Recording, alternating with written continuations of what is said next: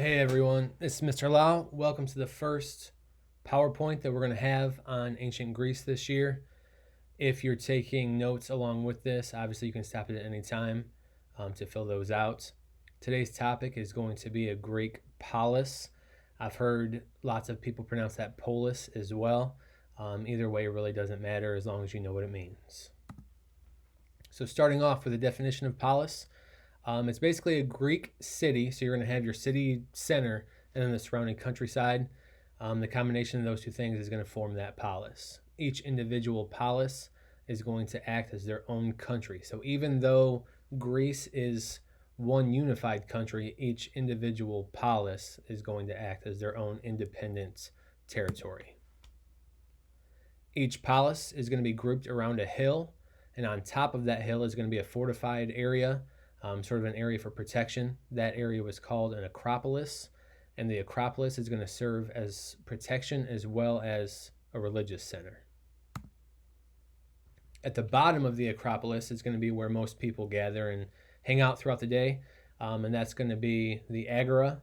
Basically, it's an open market. That's where people would go to get their food throughout the day, and it was also a place to meet and to debate.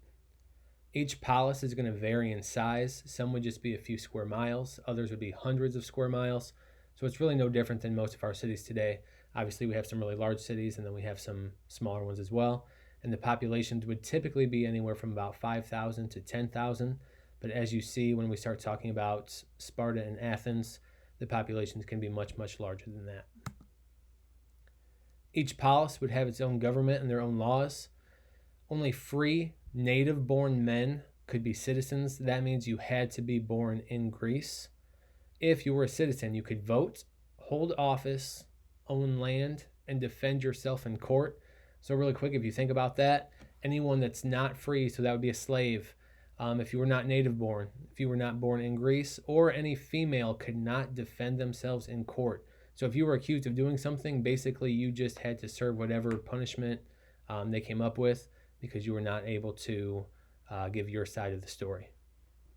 Citizens were expected to serve in the government and then defend the polis during war. Hoplites are going to be an army of ordinary citizens.